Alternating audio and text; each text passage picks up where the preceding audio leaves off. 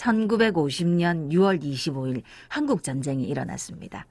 38선을 넘어 무섭게 달려드는 북한군에 우리나라는 아수라장이 됐었는데요. 아래로는 북한군이 대한해협에서 몰래 숨어들고 있었습니다. 다행히 대한해협에 있던 백두산 함이 맞서 싸워 부산으로 침투하는 걸 막을 수 있었다는데요. 어떤 일이 있었는지 함께 이야기 나눠보겠습니다. 네, 대한해협 전승기념사업회 최경학 회장 전화 연결돼 있습니다. 회장님 안녕하십니까? 안녕하십니까? 안녕하세요. 예, 대한해협 해전 전승기념사업회 약간 생소한 분들을 위해서 어떤 곳입니까? 2017년 6월에 설립된 보훈처사나 비영리 법인이고요. 예, 예. 대한민국 건국 이후 1950년 6월 25일 전쟁이 6.25 전쟁이 났는데 예, 예. 전쟁 당시에 부산 앞바다의 대한해협 해전에 그 백두산함이 승리를 해서 그 사항을 후손들에게 널리 알리고 그 후대에 알리기 위해서 호국정신 함양 예. 지역사회와 자유민주주의 국가 발전을 위해서 설립된 법인입니다. 네, 네. 네, 네. 1950년 6월 25일 북한군이 침투 작전을 위해서 대한해협에 왔다고 알고 있습니다. 침투하기 전에 어떤 일들이 있었습니까? 예. 1950년 6월 25일 공내시에 38선을 넘어서 북한군이 쳐들어왔지만은 그렇죠. 03시 30분에는 옥진, 금계 쪽에 1000톤 무장선 한 척, 30여 척 발동선 북한 상륙부대 1800명이 침투하였고요. 예, 예. 같은 날 03시 30분에 묵호 3척에 북한 경비정 2척, 발동선 20척이 무장 상륙군 800명을 태우고 침투했습니다. 예, 그리고 예. 또한 그 같은 시간에 죽변 임원 등지에서 다수의 함선에 북한 무장 상륙군이 침투해서 교란 작전을 펴고 있었습니다. 네, 네. 그래서 그 사항을 저희가 오전에 알게 돼서 이제 03시에 진해항을 그 백두산함이 출항하게 됩니다. 예, 예. 거기를 이제 막기 위해서 올라가고 있었습니다. 그 전에 한국해군은 YMS 509라는 200톤 정도의 한 척이 묵호에 출항해서 네, 네. 북한 해군하고 싸웠습니다. 예, 그래서 예. 지정 격퇴하고 그랬는데 이제 좀 너무 심하니까 우리 함포를 다룬 전투함이 가서 저지하자 그러고 이제 출발하기 시작했습니다. 예, 예. 그러면 대한해협에서 이제 치열한 전투가 치러졌는데 당시 어떤 일이 있었는지 좀 자세하게 설명해 주시죠. 이 백두산 함정은 그 함포를 달고 있는 함정입니다. 대한민국 최초의 함정이어서 예. 전투 함정에서 그 03시에 이제 그 6.25 날 03시에 오후 3시에 진해항을 YMS 512, 518하고 출항해서 부산 앞바다로 올라가고 있었습니다. 예, 예. 저녁 8시경이었습니다. 어둑어둑할 때 견시병이 8시 12분에 동쪽에 검은 연기를 뿜은 무슨 연기가 보인다고 함장에게 최영남 함장에게 즉시 보고하였습니다. 그래서 예. 함장은 그 배한테 어디서 왔는지 목적지 소속을 밝히라고 신호를 보냈습니다. 처음에. 그랬더니 답을 안 줬습니다. 예, 예. 그 보고를 해군본부에 보고를 하였습니다. 예. 해군본부에는 그 당시 참모총장이신 총참모장 손호일 제독이 두 번째 함정을 702 함정을 구매하기 위해서 미국 버지니아 쪽에 출장 중이어서 없었습니다. 예. 한병서 정보참모 대사 1기생이 국방장관에게 보고하고 이제 이 선박에 어떻게 대한 논의를 하였습니다. 그래서 이제 논의하면서 뭐라 그랬냐면 야 이상하니까 다시 한번 확인해봐라. 그래서 3시간에 걸쳐서 이제 발광신호를 보냅니다. 니네 어디서 왔는지인데 말을 안 하고 계속 부산 쪽으로 내려오고 있었어요. 네, 예. 저희는 모르고 백두산 함정이 묵호 쪽으로 올라가고 있었는데 예. 그 배를 이상하니까 함장께서는 저 배를 수사하니까 우리가 확인하자. 이제 확인하겠다니까 해군본부에서는 북한군인지 아닌지 어느 함정인지 확인하지 않기 전에 쏘지 마라. 이런 지시가 내려왔어요. 그래서 네네. 밤 10시경에 그 수송 선박 100m까지 앞까지 이제 접근합니다. 그래서 서치라이트를 딱 비치니까 그 안에 북한 무장 상륙한 1000명이 갑판에 들어 있었고 예. 그 배가 포가 2문이었습니다. 우리 한 문이고 예. 기관포가 2문, 우리 기관포가 1문. 그래서 뒤로 다시 빠져나와서 다시 보고를 하고 이걸 북한군이다. 쏘겠다. 그런 말씀을 이제 보고를 했죠. 그래서 해군본부에서는 그럼 다시 한번 조사해라고 계속 대치하고 있었습니다. 네. 한 2시간 동안 예. 대치하고 내려오는다 12시경에 밤 00시경에 이제 적임은 발표하라 이렇게 지시가 내렸습니다. 그러니까 발견한 지 무려 4시간이 지나서 이제 발표하는 지시가 내려왔어요. 예. 전쟁의 난주는 몰랐어요. 정남 그랬겠죠. 네. 지금 38선이 뚫린 걸 몰랐던 네네네. 거죠. 당시 상황은 저는 그죠? 몰랐는데 예. 북한은 굉장히 그동안에 준비를 많이 했고 그 무장수송선이 2척 있었습니다. 아. 네. 부산 앞바다에 내려온 한 척 전에 그 옥계 금진에 내려온 1000톤이 똑같은 무장선이 있었는데 거긴 1800명이 더 많이 탔었습니다. 예. 여기 배에 1000명이 더 탈 수도 있었을 것 같고요. 그래서 예. 이 사람들이 양동작전을 핀 게 여기를 펴놓으면 우리 함정이 한 척이 올라올 거다. 올라오면 부산이 빌 거다 이 생각을 한 거예요. 아하. 네. 그러니까 부산을 이제 쳐들어 내려온 거죠. 네. 아하. 그래가지고 우리가 절대로 열세적인 그런 배이기 때문에 예. 그 전투가 안 되겠다 해서 불을 다 끄고 우리 밴 다 불을 끄고 우리가 접근해서 사격을 했습니다. 폴 한 발도 못 쏴본 전투였는데 처음에 준비도 못했는 첫 발이 나가서 그 다음부터는 아무리 쏴도 잘 안 맞아요. 예. 네. 그 배가 불을 하나 켜고 있었어요. 조금 뭐 아이러니하게. 네네. 지평선을 쏴라. 배 밑에를 쏘면 깔아질 거다. 그래가지고 그 당시 한 5발 정도가 정확히 밑으로 맞아서 그 배가 깔아앉은 걸 보고 우리도 2발을 맞았죠. 네. 예. 접근을 많이 해가지고 너무 많이 접근하니까 우리가 굉장히 위험한 상황인데도 그 백선함정 그 승정원들은 철마 벗어 던지고 무섭지 않다. 싸우겠다. 그리고 굉장히 열심히 싸웠던 모양이에요. 그래서 함장이와 굉장히 한 69분이 용감하게 싸워가지고 승리를 이끌었습니다. 네. 정말 이 영화 같은 그러네요. 이 승전을 이끈 이 백두산함은 어떤 전투함입니까? 이 전투함은 사실은 우리나라에 없었고요. 예. 그 1949년 6월에 초대 총참모총령인 손원일 제독이 배가 없으니까 이승만 대통령에게 보고합니다. 우리나라 그때 배를 사주세요. 그때 이승만 대통령이 니네가 무슨 배가 필요하냐. 우리나라 어업지도선이 더 필요하다. 그래서 어업지도선밖에 안 구했어요. 네네. 그래서 손원일 제독이 이순신 장군같이 이거 안 되겠다.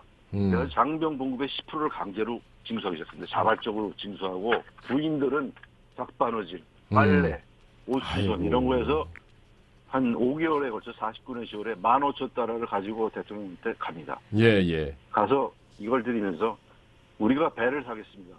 돈을 좀 보태주십시오. 그러니까 대통령이 이제 감동하셨습니다. 그래서 국고 45,000불을 지원해서 6만 달러로 이제 배를 구입해봐라. 돈을 줬어요. 근데 배를 구입하려도 어디 우리 아는 사람이 없잖아요. 예. 이 해군의 대위 로빈슨이 미국 고문관이 한국에 근무했었습니다. 그 사람한테 이제 부탁을 해보니까 버지니아 롱아일랜드 킹스포인트 해양대학에 70선인 화이트헤드 소유를 판다는 정보를 입수해서 그 함정을 구입하게 됩니다. 이 함정은 미국이 1902차 대전 때 40년 50년대 430척을 만듭니다. 왜냐하면 미국이 2차 대전에 유럽에 참전하다 보니까 유럽의 물자가 태평양을 건너 대서양을 건너서 갔습니다. 그러니까 유보트라고 그 독일 잠수정이 그런 상선을 계속 공격을 했어요. 그래서 물자가 수송이 안 되니까 이걸 지키기 위해서 만든 배입니다. 그 중에 한 척이 이제 우리가 구입하게 된 겁니다. 그러니까 어떻게 보면은 2차 대전 당시에 쓰던 그 배긴 하지만 그 배를 사기 위해서 이 손원일 제독이 먼저 나서서 모금을 하고 그렇게 해서 대통령에게 그 의사를 전달해서 국고가 또 나오고 그렇게 해서 우여곡절 끝에 백두산 함정을 구입했다. 근데 이제 이 말씀을 들어보니까 최용남 중령님 당시 백두산함의 함장님이시죠. 이분이 지금 인터뷰해 주신 회장님의 아버지시잖아요. 그죠? 예. 그래서 이제 그 최용남 중령님이 지략을 좀 인정을 받았다. 이런 말씀이 있던데. 이게 무슨 얘기입니까? 최용남 함장은 그 연세대학교를 다니고 있었습니다. 근데 연세대학 다니다 학도병을 끌려가게 돼요. 그래서 이북의 평안북도 신의주 동중으로 나오시고 신의주 분이세요. 신의주 근처에 사셨고. 그러니까 이제 영어를 좀 할 줄 아시거든요. 그 1940년 9월에 해방전단이라는 거를 손원일 제독이 만듭니다. 해군의 전신입니다. 해군 그 부대를 만들기 위해서 해방전단을 만드는데 거기에 이제 학도병을 갔다 오셔가지고 여기에 입대를 합니다. 군대를 갔다 오셨으니까. 예, 예. 왜냐하면 그 당시에는 학교를 가도 학교를 다닐 수가 없었대요. 왜냐하면 나라가 없으니까. 이제 함장님이 대군에 이제 진을 내려가서 입대를 하니까 손월제독이 보니까 대학을 나온 사람이잖아요. 그러니까 이 사람한테 이제 그럼 네가 한번 미국 고문단들하고 얘기를 해봐라. 미 고문단에서 이제 미 해군들이 목선들이 좀 있었어요. 예. 250톤짜리 기한 단총만 달린 그 배들을 이제 인수를 하면서 배 운전법을 가르쳐 줬어요. 네.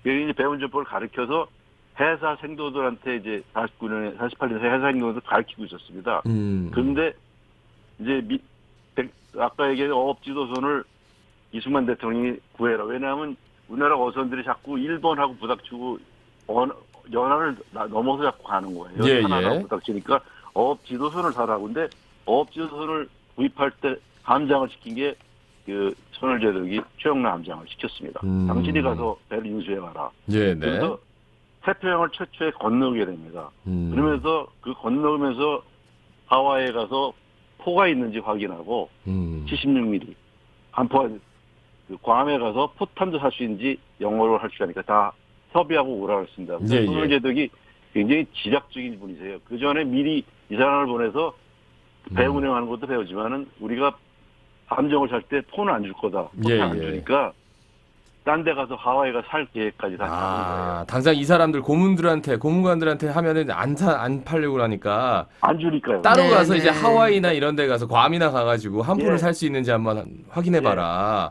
하와이에는 우리나라 교민들이 많았었거든요. 그렇겠죠. 거기 그 대사들로 우리 아니까 미리 협의를 한 거예요. 포탄도 괌에 있었고. 그런 그러니까 뒷얘기군요. 대한민국 해군하고 공군은 미군이 지켜준다 그래가지고 안 줬어요. 예. 배가 필요 없다. 이게 이제 그걸 산 거예요. 그래서 그 배를 사가지고 와서 이제 정남 함장한테 그 인수인계를 한 거죠. 예. 처음에. 그래서 배를 인수인계해서 이 배에 대해서 이제 운전할 줄 아니까 포는 100발밖에 없으니 못 쏜 거예요. 쏴보지도 못하고 국민들한테 보여주기만 했고. 그리고 이 배가 20나트예요. 그 한 40km 정도 국내에서 지상에서 40km 정도 달리는 배인데. 예.